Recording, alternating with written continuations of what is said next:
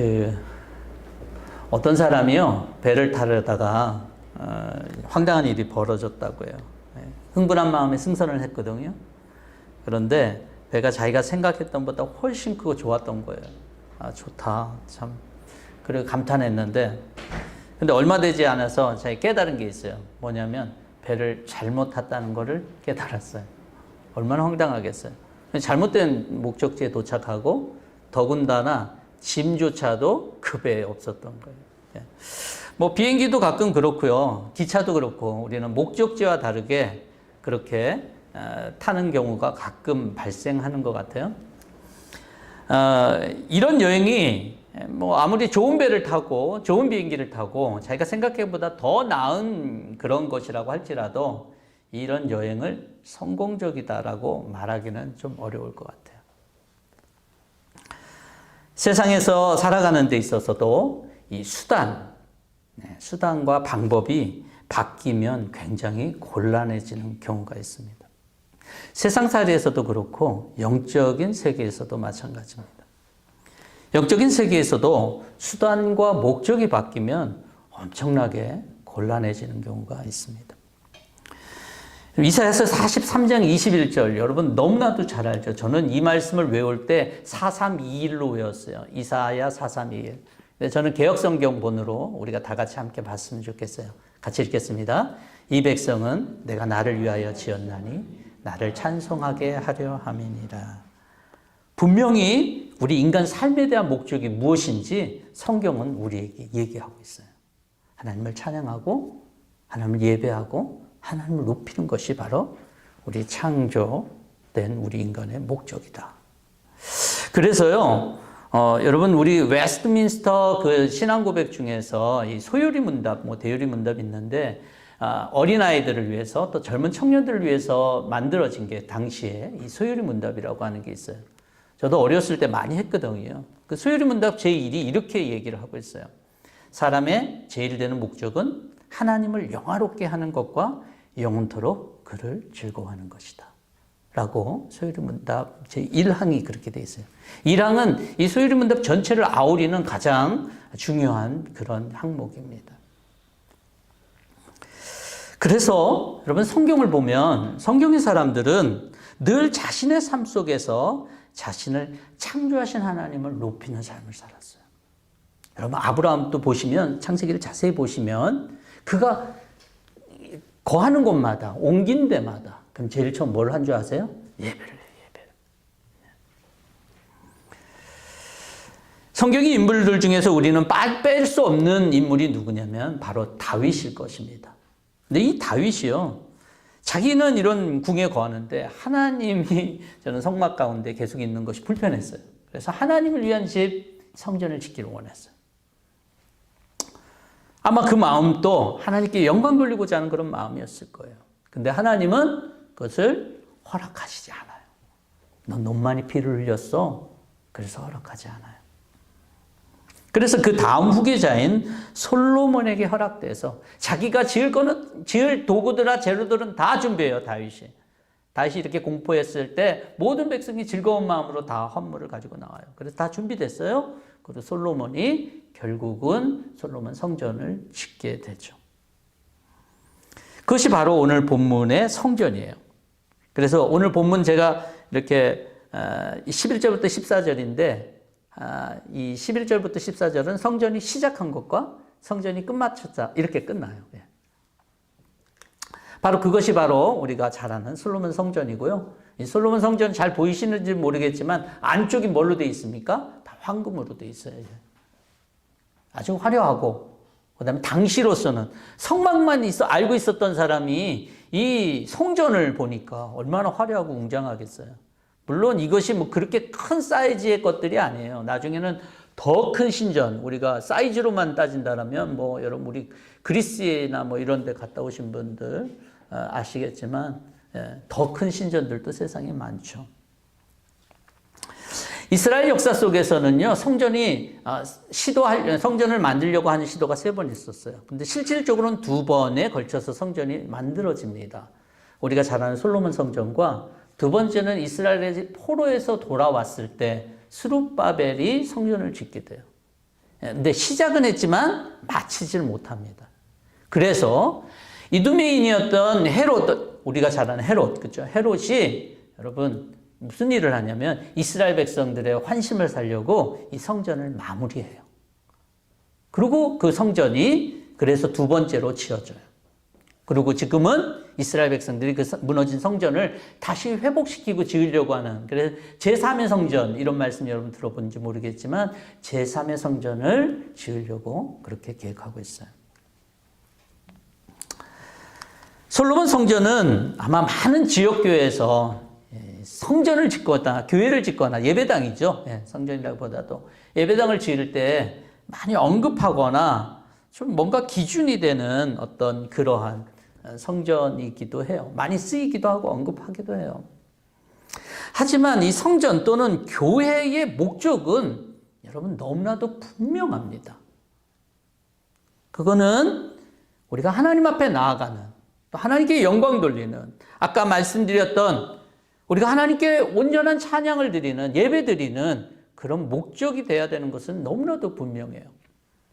그래서 아무리 성전이 화려하고 웅장하고 그랬다고 할더라도, 교회당이 아무리 웅장하고 화려하다고 그래도 그것의 목적은 하나님께 영광 돌리는 것이지 그것 자체가 목적이 될 수는 없어요. 하나님께 나아가는 수단으로서의 장소이기 때문에 그것이 만약 목적으로 대처하면 엄청나게 위험한 일이 발생됩니다. 거룩하게 보여도 그것이 목적을 잃어버리면요, 그것이 거룩한 것이 될 수 없는 것은 마치 맏을 잃어버린 소금과 같은 것이라고 할 수 있어요.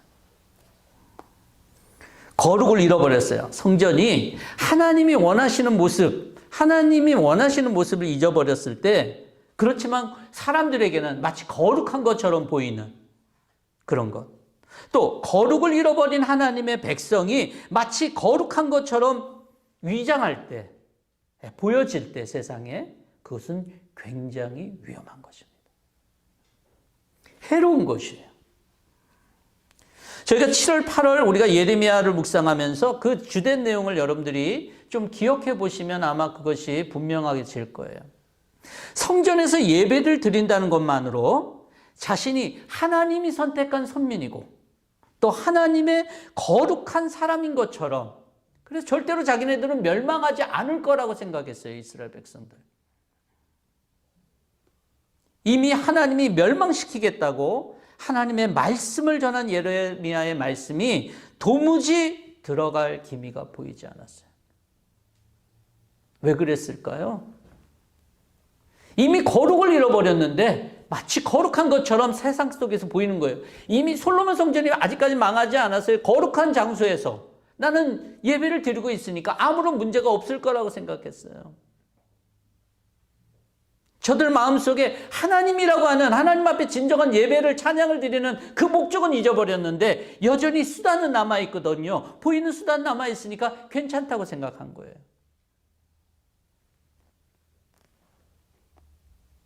그래서 진짜 하나님의 말씀인 예레미야의 말을 거부했죠. 그리고 멸망을 자초합니다. 예수님 당시에 헤롯 성전이 웅장하게 지어졌어요. 더 크게, 이 솔로몬 성전보다 더 크게 지어졌어요. 그런데 거기에는 하나님을 예배하는 정신이 없었어요. 오직 일부 종교인들의 배와 장사치들의 상업적인 것만 남아 있었어요, 성전은. 그랬을 때 그 성전은 예수님이 청소해야 되는 곳이었어요. 배만 집중하다가 잘못된 목적지에 도달한 것과 같을 것이죠. 저는 C.S. 루이스의 스크루테이프의 편지라고 하는 책을 참 좋아합니다. 여러 번 제가 읽는데요. 왜냐하면 거기에는 우리가 쉽게 넘어질 수 있는 것들이 너무나도 잘 적혀져 있어요. 그리고 우리가 쉽게 공격받을 수 있는 것들에 대해서 잘 지혜롭게 적혀 있기 때문에 저는 참 그걸 좋아해요. 사탄의 고참인 스크루테이프가 조카 어무드에게 이런 얘기를 합니다. 가장 해로운 자긍심이 뭔지 아냐? 그건 바로 종교적 자긍심이야. 그렇기 때문에 조카에게 이제 거기는 일반 그 인간을 환자라고 그렇게 표현하잖아요. 환자에게 종교적 자긍심을 심어줘. 그걸 높여줘. 그러면 반드시 너의 전략이 성공할 거야. 이건 사탄의 얘기예요. 사탄의. 스스로 망할 거라고. 이 종교적인 자긍심은 쉽게 전염되고 교만해서 우쭐하게 되고 남을 얕잡아 보고 결코 덜한 상황을 참지를 못해. 저는 이 말을 보면서 오늘날 크리스찬으로서 수단이 아닌 수단이 목적으로 바뀐 이 종교적인 어떤 그런 그리스도인들 또는 신앙인들에게 이런 것들이 굉장히 약점이 될 수 있겠다라고 하는 것을 좀 보게 돼요.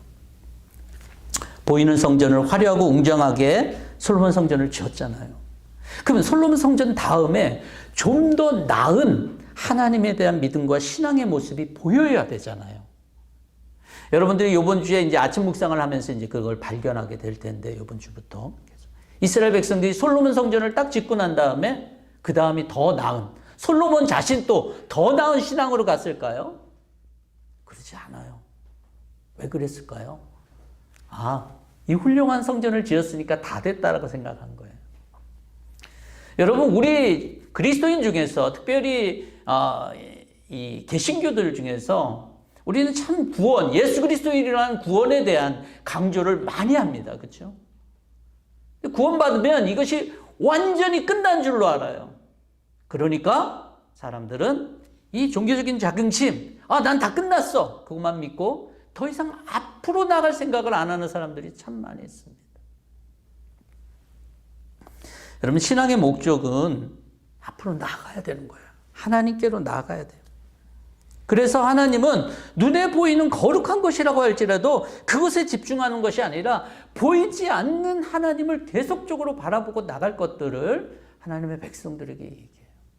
만약에 이 성전이 하나님의 목적이었다면 거기로 끝났어야죠. 그 다음 열왕기상 7장은 없어야죠. 그렇죠? 6장 거기서 끝나야 되는데. 계속적으로 하나님을 바라보고 나아가는 것이 우리 인생 여정 가운데서 반드시 필요한 것을 보여주고 있습니다. 이스라엘 백성들만 약한 게 아니에요. 성경에 나오는, 신약에 나오는 그 사람들만 약한 것이 아니에요. 우리들도 보이는 것에 약합니다. 보이는 것에 자꾸 집중하려고 하는 모습이 우리들에게도 있어요. 저도 약해요. 저도. 이렇게 사람들이 좀 많으면은 또 적으면은 이런 거에 따라서 우리가 보이는 것에 약할 수 있어요. 하지만 우리가 조금 전에 암송했던 구절이 있죠.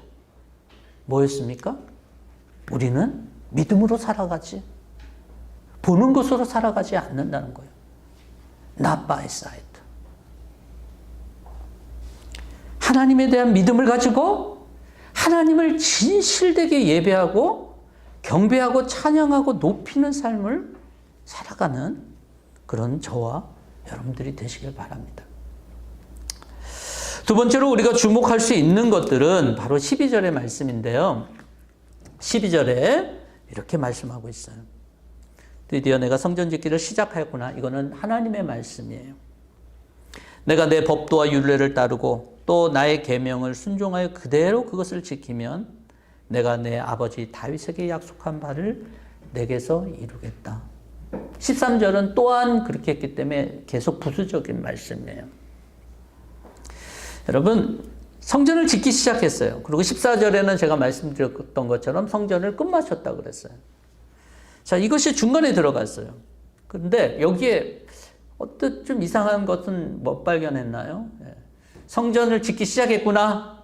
그러니까 성전은 어떻게 좀 잘 지어라. 성전 짓는데 뭐 격려를 한다든지 이런 식으로 해라 라고 하는 말씀이 전혀 없어요. 이거는 전혀 성전과 상관없는 말씀을 오히려 예전에도 했던 말씀이거든요. 이 말씀은.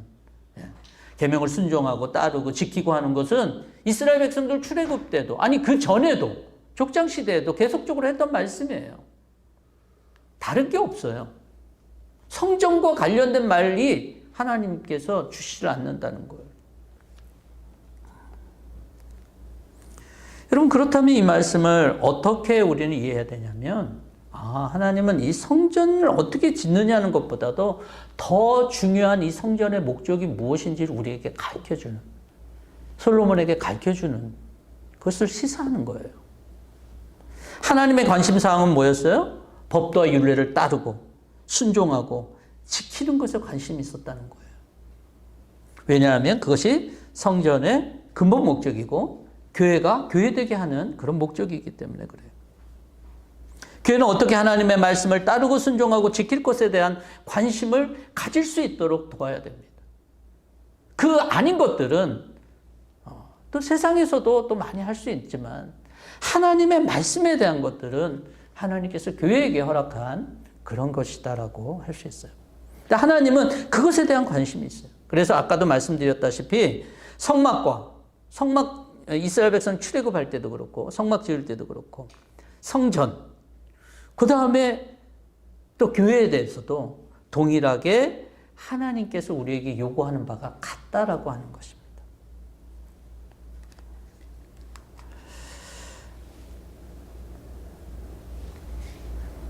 그렇기 때문에 하나님의 이 성전에 대한 것은 통일성이 있어요.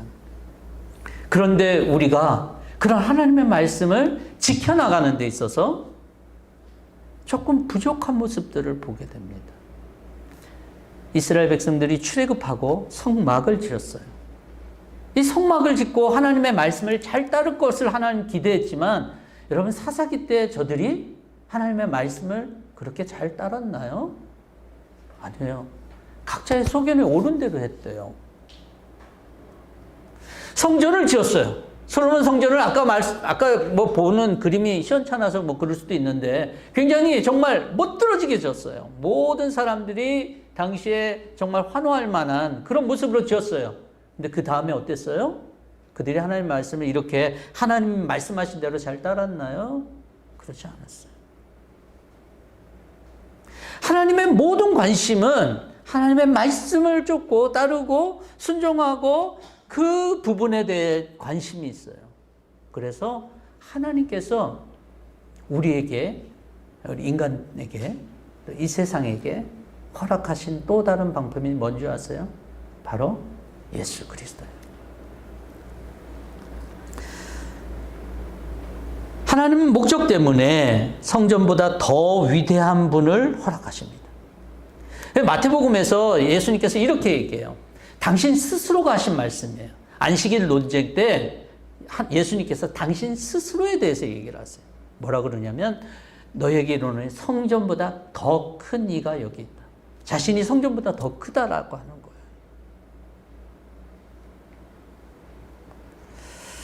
여러분, 오늘날 보이지 않는 교회에 대한 관심이 어느 때보다 많은 것 같아요. 옛날보다 진정한 교회의 의미를 찾으려고 하는 그런 시도죠. 성경뿐만이 아니라 여러분, 중세시대 또 종교개혁의 토대 위에 세워진 개신교회도 오늘날 어떻게 보면 무너져가는 것 아닌가라고 하는 우려를 갖잖아요. 가만히 이유를 살펴보면 교회가 교회를 위해서 집중하고 하나님이 원하시는 하나님에 대한 말씀과 그 의도에서 교회가 멀어질 때 이런 현상이 발생했던 거예요. 교회만 그렇지는 않아요. 많은 신앙인들이 더 많은 성경에 대한 지식을 갖고 있지만 어떻게 보면 우리는 더 편해졌지만 하나님의 말씀대로 살려고 하는 그러한 시도가 있는가? 오히려 보이는 것에 더 집중하고 있지는 않은가라는 생각을 좀 하게 돼요. 여러분, 성경에서 보듯이 지난 교회사도 그렇고요. 우리가 지금 당장 눈에 보이는 거 신경 쓴다고 뭐가 어떻게 되는 건 아니에요. 그렇지만 조금 있으면 어떻게 됩니다. 그래서 성경은 야, 모래 위에 집을 짓지 말라. 반석 위에 집을 지라. 오늘 아무런 모래 위에 집을 짓든 반석 위에 집을 짓든 오늘이라고 하는 시간 속에서는 아무런 일이 일어나지 않아요. 그런데 홍수가 나고 내일이라고 하는 시간 속에서 위험해지고 내일이 보장되지 않기 때문에 문제인 거죠. 그래서 보이는 것에 집중하는 신앙은 굉장히 위험한 것입니다. 하나님의 말씀을 지키고 순종하고 따르게 하기 위해서 눈에 보이는 성전이 아니라 이제 성전보다 더 크신 예수님이 오신 이유가 바로 거기에 있어요. 예수님이 오셔서 성전인 보이는 것이 아니라 보이지 않는 예수님을 의지하고 나아갈 수 있는 삶의 방편을 우리 가운데 허락하신 거예요. 예수님도 이 땅 가운데 오셔서 하나님께 나아가는 수단으로서 당신이 목적이 아니라 수단으로서 우리가 예수 그리스도를 통해서 하나님께 나아갈 수 있는 그 길을 여신 분이 바로 예수 그리스도예요. 그래서 예수님은 우리가 잘 알다시피 요한복음에서 예수님 스스로가 당신 자신을 길이라고 말씀하시잖아요. 하나님 앞에 나아갈 수 있는 더 웨이가 바로 예수 그리스도인 거예요. 그래서 우리가 예수님께 집중하고 또 예수님과 집중하는 건 바로 예수님과 동행하는 그런 삶이 될 수 있습니다. 이 톨스토이 인생 독본에 나오는 이야기인데요. 저도 잘 몰라요. 그 인생 독본을 다 읽은 건 아니고 거기 있는 이야기 하나를 제가 여러분들한테 소개시켜 드리려고 그러는데요. 어떤 수도사가 주님께 물었어요. 주님, 어떻게 하면 주님께 충실한 삶을 살 수 있습니까? 라고 물었어요. 주님께서 대답했어요. 야, 어디 가면 농부가 한 명 있는데 그 농부한테 가서 잘 살펴봐. 이 수도사가 어떻게 했어요? 기대를 품고 농부에 갔는데 농부가 아침에 일어나서 주여 그렇게 하고 그 다음에 밤에 돌아와서 일하고 돌아와서 주여 그렇게 하고 피곤해서 떨어져 자요. 그러니까 뭔가 기대를 가지고 왔는데 이게 똑같으니까 얼마나 실망스럽겠어요? 그래서 주님께 말을 합니다. 주님, 배울 것이 없는데 뭘 배우라는 것입니까? 그러니까 주님께서 이렇게 얘기를 했어요. 너는 조그만 항아리에 물을 가득 담고 동네를 한 바퀴를 돌되 절대로 물을 떨어뜨리면 안 된다. 그렇게 얘기를 해요. 수도사 이거를 이렇게 합니다. 근데 물을 떨어뜨리지 않고 동네 돌기가 쉽지 않았던 모양이에요. 주님께서 수도사에게 물어요. 잘했다. 물 항아리를 들고 동네를 돌아다닌 동안 너는 몇 번이나 나를 생각했지? 라고 물어요. 수도사가 물이 엎드려질 거 생각하니라고 한 번도 생각을 못했다는 거예요. 주님께서 얘기를 하셔요. 그것 봐라. 너는 그 단순한 한 가지 때문에도 나를 한 번도 생각하지 못했는데 농부는 그 바쁘게 농사를 지으면서 하루에 2번씩이나 나를 생각하고 불렀다. 여러분, 우리는 삶이 예전보다 더 많이 바빠졌어요. 그래서 바빠져서 주님 앞에 마치 이 물항아리 이거를 엎드리지 않도록 지시받은 그런 수도사와 같이 주님을 잘 생각하지 못하거나 또 주님에 대해 집중하지 못하는 경우도 있고 때로는 우리가 받는 스트레스가 너무 심해서 주님을 바라보거나 주님을 부르지 못할 때도 있고 때로는 너무 게을러서 우리가 게을러서 그런 경우도 있을 거예요. 예수님은 말씀으로서 예수님과 동행하기 위해서 말씀을 묵상하고 말씀을 가지고 기도하는 것이 필요해요. 말씀을 묵상하고 우리에게 말씀하신 예수님 바라보고 예수님과 동행하는 삶을 우리에게 부탁하고 있어요. 아무리 바쁘고 우리가 아무리 삶의 그런 무게가 많이 느껴져도 우리가 주님을 바라보고 주님과 동행하고 하나님 앞에 나아가는 그 길에 있는 한 우리의 삶은 소망이 있는 거예요. 하나님의 목적 가운데 있는 거예요. 성경은 계속해서 이 성전과 관련돼서 우리에게 더 다른 말씀을 해주십니다. 그게 뭐냐면 바로 고린도서 3장 16절의 말씀이에요. 우리 다 같이 한번 읽을까요? 여러분 우리가 잘 아는 말씀이에요. 여러분은 시작. 여러분은 하나님의 성전이며 하나님의 성령이 여러분 안에 거하신다는 것을 알지 못합니까? 예. 이게 너무나도 좋은 말씀으로 여러분들에게 여겨지세요? 저는 말씀을 준비하면서 이 말씀이 너무 좋았어요. 근데 왜 이 말씀을 선택하지 않았냐면 오늘 매일 성경 본문에 따라서 열왕기상 본문에서 나왔기 때문에 그래요. 우리가 어떻게 성전이 될 수 있어요? 말이 안 되죠. 우리 같은 사람이 성전이래요. 저 자신을 보면서 내가 어떻게 성전이 될 수 있을까 생각했던 적이 있었어요. 이 말씀이 절대로 이렇게 다가오지 않았어요. 근데 성전보다 더 위대하신 예수 그리스도를 삶의 구주로 모신 그리스도인들, 하나님의 성령이 그 자리 가운데 함께 하시기 때문에 하나님의 성전이라고 성경이 선포해 버렸어요. 이거는 우리의 동의를 구하는 말씀이 아니라 너희가 그렇다라고 하는 말이에요. 그리고 우리가 그 온전한 성전의 역할을 하기 위해서 성령이 우리 안에 거하시도록 하나님 디자인하셨다는 거예요. 여러분 이 말씀을 보면서 솔로몬의 성전과 예수님과 또 이 말씀을 여러분들이 선택하면서 좀 더 앞에 가면 성막. 여러분 성막보다 여러분 성전이 좀 더 낫지 않아요?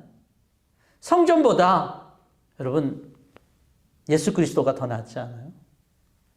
근데 우리까지 하나님의 성전으로 만들어줬다 그러면은 이거는 더 나은 거 아니겠어요?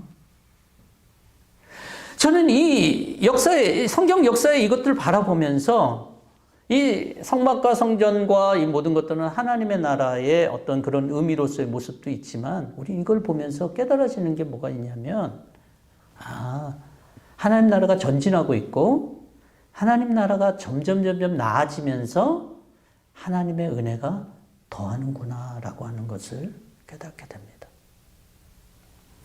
하나님의 은혜가 더하지 않으면 하나님의 나라가 더 전진할 수가 없겠죠.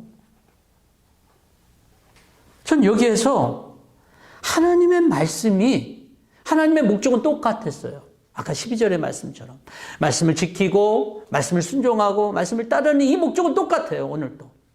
그렇지만 분명한 것은 하나님이 이것을 우리에게 보여주신 것은 하나님의 은혜가 더욱더 증가할 것임을 우리에게 말해주고 있다는 사실이에요.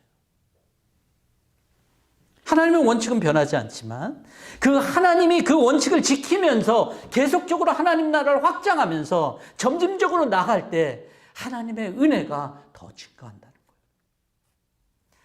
여러분들 한번 물어볼게요. 저 대답하라는 얘기는 아니지만 마음속으로 여러분 대답하시면 돼요. 하나님의 은혜가 계속 감소할까요? 하나님의 은혜가 증가할까요? 저는 성경을 보면서 또 이 말씀들을 보면서 하나님의 은혜는 필연적으로 증가하고 있다라고 믿습니다. 오늘날의 상황들을 보십시오. 자연재해와 이런 것들이 많고 사람들은 하나님을 떠나요. 그런데 어디 하나님의 은혜가 증가하고 있습니까? 하나님의 은혜가 감소하는 거 아니에요? 여러분 잊지 마십시오.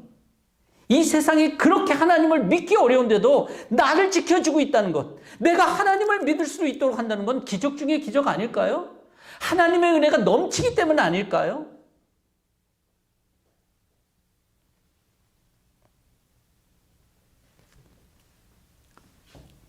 하나님의 은혜가 증가됐기 때문에 하나님이 우리들을, 부족한 우리들을 하나님의 성전이라고 선포하신 이 고린도전서의 말씀은 진짜 엄청난 은혜의 말씀입니다.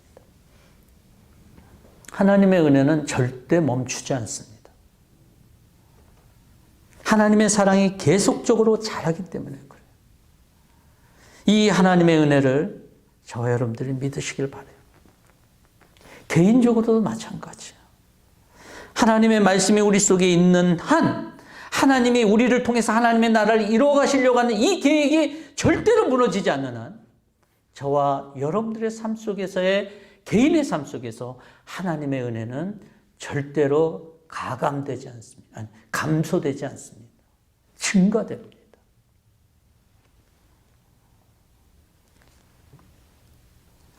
하나님의 성전, 교회, 보이는 것도 필요합니다. 그렇지만 보이는 것에 너무 집중하지 마십시오. 종교적인 자긍심에 빠져서 우리가 사탄의 표적이 될까 두렵기 때문에 그래요. 눈에 보이는 것도 아름다운 영화는 영원하지도 거룩하지도 않은 날이 오기도 합니다. 성경이 그것을 보여줘요. 우리가 10주년을 보냈고 다가오는 세대에서 뿌리 깊은 교회가 하나님의 성전으로서 하나님이 계속적으로 우리에게 강조하고 있는 하나님의 말씀을 따르고 순종하고 지키면서 우리 예수 그리스도가 우리 삶의 주인이 되기를 원하는 삶을 우리 모두가 하기를 원합니다. 더불어 우리가 잊지 말아야 될 것, 주님의 은혜는 증거한다는 것. 저와 또 이 교회 속에서 하나님 나라가 계속적으로 전진하는 한 이 하나님의 은혜가 저와 여러분들의 삶 속에서 증거한다는 이 사실을 잊지 않고 오늘도 이 믿음의 여정을 계속 살아내는 저와 여러분 될 수 있기를 주의 이름으로 축원합니다.